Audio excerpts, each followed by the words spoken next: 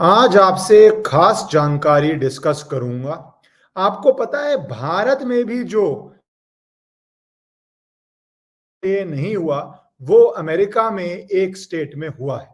और ये जानना बहुत जरूरी है कि यूरोप में बहुत सारे कानून हैं जो जेनोसाइड डिनाइंग लॉज होते हैं, जिसमें अगर आप कहें कि हिटलर ने कुछ नहीं किया या आप नाजी की तारीफ करें तो आपको जेल हो जाती है, 5 साल तक जेल हो जाती है। उदाहरण के तहत आप अपने बेटे का नाम हिटलर नहीं रख सकते, ऐसा लॉ है। और रखेंगे तो आपकी कोई फ्रीडम ऑफ स्पीच नहीं है, सीधा आप जेल जाएंगे। या आप उनका जो मेमोरेबिलिया है उसको ग्लोरीफाई करें। बहुत लोग इस पे भारत पे भी कहीं ना कहीं हिटलर के उस सिंबल के साथ स्वास्तिका को जोड़ने की कोशिश करते हैं, पर बहुत हद तक वो डिबंक हो चुका है, साफ हो चुका है। तो वहां पे ऐसे कानून एग्जिस्ट करते हैं कि अगर आपको कैटेगराइज कर दिया जाए कि आपके अगेंस्ट एक सिस्टमैटिक ऑर्गेनाइज्ड हमला है, रेसिज्म है, रिलीजियस ग्राउंड पे है, तो उस कम्युनिटी को बहुत प्रोटेक्शन मिलती है। और मैंने क्यों बोला दुर्भाग्यपूर्ण भारत में नहीं हुआ, क्योंकि मैंने खुद ने स्वयं एक लीगल रिप्रेजेंटेशन लिखी थी होम मिनिस्ट्री को, जिसमें मैंने कहा कि कश्मीर के अंदर आज भी लोग डिनाई करते हैं किस तरह जेनोसाइड हुआ। और हर परिभाषा ऑफ जेनोसाइड कन्वेंशन के अंदर वो जो कश्मीरी हिंदुओं के साथ हुआ, सिखों के साथ हुआ, वो जेनोसाइड है। तो भारत में भी ऐसे कानून होने चाहिए जो डिनाई करते हैं कि कश्मीर में कुछ नहीं हुआ, जैसे वर्ल्ड वॉर टू के बाद जो यूरोप में डिनाई करते हैं कि कुछ नहीं हुआ था, स्पेसिफिक टारगेटिंग नहीं हुई थी, उनकी लंबी लंबी जेल की सजा है। खैर, मुझे जवाब आया उसका कि ये लॉ मिनिस्ट्री को फॉरवर्ड कर दिया गया है, पर उसके बाद कुछ आगे कानून नहीं आया। 3 साल हो गए बात को, 4 साल हो गए बात को, नहीं आया कानून। पर यूएस में बहुत इंटरेस्टिंग है। और एक स्टेट में, अब यूएस के अंदर एक बात तो साफ हो चुकी है, यूएस एक तरह से दो स्टेट्स, ब्लू स्टेट्स और रेड स्टेट्स। एक स्टेट्स है जहां पे न्यूयॉर्क टाइम्स प्रभावशाली है, कुछ स्टेट्स हैं जहां के अंदर वो जो पूरा एक इकोसिस्टम है वो प्रभावशाली है मीडिया में। पॉलिटिकल लेवल पे अलग बात है, भारत एक इस दिशा में है कि भारत के साथ व्यापार सबको करना है, पर स्टेट लेवल और वहां पे फेडरल स्ट्रक्चर बहुत स्ट्रांग है। तो स्टेट लेवल वहां पे जो शक्तियां हैं वो बहुत इफेक्टिव हैं। तो एक रिपोर्ट्स आई अलग अलग, जिसमें दिखना शुरू हो गया कि हिंदू फोबिया कितना बढ़ गया है। एवरीडे इंस्टेंसेस डॉक्यूमेंट होने शुरू हो गए डिस्क्रिमिनेशन के, वायलेंस के। एक रिसर्च इंस्टीट्यूट है, और इंडिया का नहीं है, यूएस का बताता हूं आपको, network contagion research institute, US based scientific research organisation, उसने अपनी रिपोर्ट में बताया कि 1000%, आपने सही सुना, 1000% rise in anti Hindu hate and attack on the members of the community across the world including US. 1000 Guna rise हो गया है। और उस रिपोर्ट ने पाया कि एक डेंजरस हाइब्रिडाइजेशन हो गई है, जहां पे जो हेट है हिंदू कम्युनिटी के लिए वो वेस्ट में 1000% बढ़ी है, और उसको जोड़ दिया गया है कई और नरेटिव्स के साथ, और मीम्स शेयर किए जाते हैं, और स्पेशली अलग अलग तरह के वो एक्सट्रीमिस्ट का नाम ले रहे हैं जो ऐसा करते हैं, जो ऐसी हॉस्टिलिटी स्प्रेड करते हैं, जो ऐसा टॉक्सिक एनवायरनमेंट स्प्रेड करते हैं। और ये उस आर्टिकल ने पाया कि ट्रेंड बहुत बढ़ गया है यूएस में, कनाडा में, यूके में भी। अब पहले यूएस की बात कर लेते हैं क्योंकि यूएस से संबंधित है। US, north America, America traditionally एक होम रहा है इंडियन अमेरिकन का, जो बहुत वहां पे गए हैं और बहुत उन्होंने वहां प्रॉस्पेरिटी पाई है। हम यूनिकॉर्न्स इमिग्रेंट्स के अंदर $1 बिलियन स्टार्टअप नंबर 1 है इंडियन अमेरिकन। हमारी एवरेज इनकम टॉप है वहां पे किसी भी एथनिक कम्युनिटी के हिसाब से। 100 बिलियन के करीब इंडिया में पैसा वापस आया है, हमारे एनआरआईज ने भेजा है, और वो पहले मिडिल ईस्ट से आता था, अब अधिकतर वो यूएस और वेस्टर्न वर्ल्ड से आ रहा है क्योंकि हाई पेड जॉब्स हैं। हाई पेड जॉब्स में आप उदाहरण देखेंगे तो सुंदर पिचई गूगल, सत्या नडेला, विवेक संकन, अल्बर्टस कॉस, बहुत सारी हैं, मैं किसी का नाम लूं, Arvind Krishnan IBM, Puneet Renjen, in fact Warren Buffett की भी सक्सेसर प्लान में एक इंडियन अमेरिकन ही है। तो वो बहुत वहां पे राइज हुआ है, पर साथ ही साथ कॉरस्पॉन्डिंगली यूनिवर्सिटी और रटगर्स यूनिवर्सिटी ने पाया कि साथ ही साथ हिंदू फोबिया बहुत बड़ा है, और सोशल मीडिया और मैसेजिंग प्लेटफॉर्म्स पे बहुत ज्यादा वायरल होना शुरू हो गया है। हेट स्पीच हो रही है, मीम्स हो रहे हैं, और इसके पीछे एक बहुत ऑर्गेनाइज्ड और सिस्टमैटिक अटेम्प्ट है। उन्होंने कुछ वर्ड्स भी लिखे जो सबसे ज्यादा यूज होते हैं, मैं वो रिपीट नहीं कर रहा यहाँ पे, मैं करना चाहता नहीं यहाँ पे, पर बहुत ही स्लर्स हैं, गंदे स्लर्स हैं।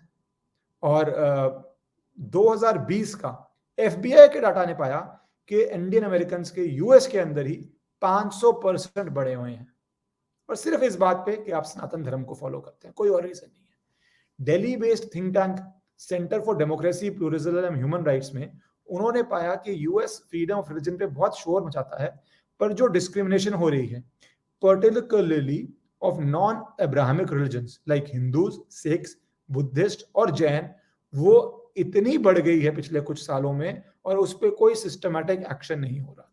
ये सारी प्रॉब्लम्स हैं, अभी मैं प्रॉब्लम स्टेटमेंट्स बता रहा हूं आपको। उसके बाद उन्होंने ये भी पाया कि यूनिवर्सिटीज, कुछ मैंने बोला ना दो पार्ट्स हैं यूएस के, कुछ यूनिवर्सिटीज, बहुत वोक यूनिवर्सिटीज ऐसे सेमिनार्स कंडक्ट कर रही हैं जहां पे हिंदुओं के अगेंस्ट इस तरह की चीजें और बढ़ गई हैं। और नॉर्थ अमेरिका के अंदर कनाडा बहुत वहां पे लीड ले रहा है। चंदन आर्या, कनाडा के अंदर law maker, house of Commons के मेंबर, उन्होंने कहा कि ये वोकल और वेल ऑर्गेनाइज्ड हो चुका है। उसमें एंटी हिंदी हिंदू गैंग्स बन चुके हैं, और ये गैंग्स एक सिस्टमैटिक वे में ऑपरेट कर रहे हैं, और 72% एक साल में इससे हेट क्राइम्स बढ़ गए हैं। यूके का डाटा तो आपको पता ही है, लेस्टर सिटी में जो हुआ, खैर कुछ लिबरल्स ने तो उसका ब्लेम भी मोदी पे डाल दिया, बोला कि अरे मोदी की वजह से ये हो रहा है। मुझे समझ नहीं आया किस तरह से ये मोदी की वजह से हो रहा है यूके के अंदर लॉ एंड ऑर्डर का, बट अब छोड़िए, मैं उसमें नहीं जाना चाहता। मैं आना चाहता हूं कि इतनी जगहों पे प्रॉब्लम्स है, इस प्रॉब्लम्स पे जो चीज भारत में भी नहीं हुई, अभी तक ऐसा लॉ नहीं बना कि जिन्होंने भारत में हिस्टोरिकली, सुनिए क्या बोल रहा हूं, जिन्होंने भारत में हिस्टोरिकली डॉक्यूमेंटेड वे में जेनोसाइड किया है, उनकी ग्लोरिफिकेशन पे आपको जेल हो सकती है। ऐसा कोई लॉ नहीं है, जर्मनी ने बना दिया है ऐसा लॉ। एनीवेज, आगे बढ़ते हैं हम। अब ये सब सिचुएशन में जॉर्जिया स्टेट पहली स्टेट बनी जिसमें बाकायदा असेंबली में ये डिबेट हुआ, हिंदू फोबिया को डिफाइन किया गया। डिफाइन कैसे किया? A set of antagonistic, destructive, derogatory attitudes and behaviors towards Sanatan Dharma, Hinduism and Hindus that may manifest as prejudice, fear or hatred। मतलब ऐसे कुछ एक्शन या ऐसे शब्द या ऐसा एटीट्यूड या ऐसा कंडक्ट जो जब दिखता है तो वो साफ होता है कि ये लोगों के दिमाग में बायस क्रिएट कर रहा है, नफरत क्रिएट कर रहा है, हेट क्रिएट कर रहा है। रुटगर्स यूनिवर्सिटी की जो रिपोर्ट मैंने बताई, ये रेजोल्यूशन उस रिपोर्ट के ऊपर बिल्ड करती है। तभी यूनिवर्सिटीज के अंदर इतना कंट्रोल क्यों जरूरी है कि अगर यूनिवर्सिटी सच दिखाए तो वो लॉ मेकर्स उस पर एक्शन ले लेते हैं। और उसने फिर कंडेम किया हिंदू फोबिया और बिगेटरी, और कहा कि Hinduism is world's largest and oldest religion, 1.2 billion adherents हैं, 100 देशों में है, मेरे ख्याल से 100 से ज्यादा ही होंगे, बट चलो 100 देशों में है, और वास्ट अरे of diverse traditions, belief systems, value of substance, mutual respect और पीस से चलता है। और ये अच्छी बात क्या हुई, ये रेजोल्यूशन जो लाए थे लॉरेन मैकडोनाल्ड और टॉड जोन्स, वो फर्स्ट कंट्री अटलांटा के एक सबर्ब में है जहां पे बहुत ज्यादा इंडियन अमेरिकन कम्युनिटी है। और उन्होंने फिर ये डॉक्यूमेंट किया कि इंडियन अमेरिकन कम्युनिटी की क्या कंट्रीब्यूशन हुई है मेडिसिन में, साइंस में, इंजीनियरिंग में, इंफॉर्मेशन टेक्नोलॉजी में, हॉस्पिटैलिटी में। सारे मोटल्स, बाय द वे आपको पता है यूएस में मोस्टली अब मोटल्स इंडियंस ओन कर रहे हैं, और इंडियंस में भी गुजरातीज का बहुत स्ट्रांग होल्ड है उसके अंदर। आईटी सेक्टर के अंदर बहुत स्ट्रांग होल्ड है आंध्र प्रदेश के लोगों का, Tamil Nadu, south southern part of India का बहुत स्ट्रांग होल्ड है। ये सब चीजें फार्मिंग कम्युनिटीज में और आईटी में, हर जगह हर बंदा मिक्स्ड है, पर बहुत ट्रेडिशनल डोमिनेशन है रिटेल में, ट्रांसपोर्टेशन में, फार्मिंग में, north India, Punjab, Haryana communities की। और ये उन्होंने फिर बोला योगा से लेके, आयुर्वेदा से लेके, मेडिटेशन से लेके, फूड, म्यूजिक, हर जगह इंडियन कम्युनिटी बहुत स्ट्रांग है। और इस रेजोल्यूशन ने कहा कि हिंदू फोबिया जो बढ़ाया जा रहा है और इंस्टीट्यूशनलाइज किया जा रहा है, Hindu phobia is exacerbated and institutionalized by those in academia who support dismantling of Hinduism and accuse its sacred text and cultural practices of violence और oppression। ये बहुत इंपॉर्टेंट लाइन है, इसको आप समझिए। वो कह रहे हैं कि हिंदुओं के जो सेक्रेड ग्रंथ हैं उनको ये किस तरह ट्विस्ट करके गलत लाइट में दिखाना चाहते हैं। उस लाइट में दिखा के फिर ये हिंदूज के खिलाफ जो फीलिंग्स है, जो मैंने सारी ऊपर बताई, नेगेटिव फीलिंग्स, उसको इंस्टीट्यूशनलाइज करना चाहते हैं। और ये किस तरह एकेडमिया में और यूनिवर्सिटीज में हो रहा है। भारत में भी यूनिवर्सिटीज में बहुत कुछ है। इनफैक्ट एक बहुत इंपॉर्टेंट जजमेंट आई है दिल्ली हाईकोर्ट की, मैं शायद आपको वो डिटेल में समझाऊंगा अभी, जहां पे स्टूडेंट्स को और जामिया के कुछ स्टूडेंट्स पे वो जजमेंट आई है। तो वो यहाँ पे भी कह रहे हैं। और ये जो मूव है इसको ऑर्गेनाइज किया है हमारी एनआरआई कम्युनिटी ने, हिंदू एडवोकेसी ग्रुप ने। यहाँ पे हम बहुत वीक हैं क्योंकि हिंदू कॉजेस के एडवोकेसी ग्रुप्स बहुत उस तरह से बड़े नहीं हैं और उस तरह से काम नहीं कर पाए हैं जिस तरह से कई ग्लोबल ग्रुप्स काम कर पाए हैं।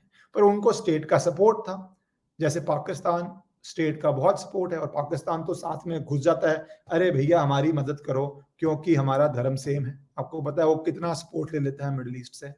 पर इंडियन गवर्नमेंट ने सिस्टमैटिकली इसको नहीं किया था और गवर्नमेंटल सपोर्ट के बिना कम्युनिटी के लिए बहुत मुश्किल होता है, पर फिर भी हो रहा है। और 25 law makers, Republican and Democrats दोनों पार्टियों के, इसमें घुसे, इस मीटिंग में गए और फिर उन्होंने अब ये सब मिलके अटलांटा में रेजोल्यूशन पास की। इस रेजोल्यूशन पास का फायदा क्या होता है? हर चीज लॉ में कैटेगरी होती है। जब एक बारी लेजिस्लेचर मान रहा है कि आपके ऊपर ये हिंदू फोबिया का थ्रेट है, तो जो यूएस के लॉज हैं आप कैटेगराइजेशन में आ जाते हैं, आप सब कैटेगरी में आ जाते हैं। अगर आप कैटेगरी में ही नहीं है जिनके अगेंस्ट वायलेंस हो सकती है तो आपको लॉस का बेनिफिट नहीं मिलता है। और अगर आप उस कैटेगराइजेशन में आ जाते हैं तो आपके अगेंस्ट कोई भी जो गलत एक्शन होता है, डिस्क्रिमिनेशन होती है, रेशियल डिस्क्रिमिनेशन होती है, तो आपको इमीडिएटली उसका बेनिफिट मिलता है।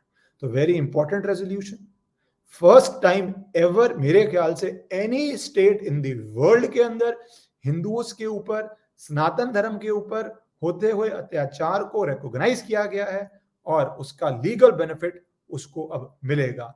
इस लॉ के अंदर कोई पीनल प्रोविजंस नहीं डाले गए, पर जो डेफिनेशन दी गई है उसका एग्जिस्टिंग लॉज में एक तो बहुत लाभ मिलेगा, दूसरा स्पेसिफिक अब पीनल प्रोविजंस लगाने के लिए भी स्पेसिफिसिटी के साथ बहुत बड़ा फिलिप मिलेगा, बूस्ट मिलेगा। जैसे यूनिवर्सिटी रिपोर्ट से ये आया, इसके बाद आगे एक इंडिविजुअल जो सनातन धर्म में मानता है उसकी प्रोटेक्शन, उसके राइट्स की प्रोटेक्शन और उसके against discrimination, at least in Georgia state, बहुत बड़ा एडवांटेज होगा।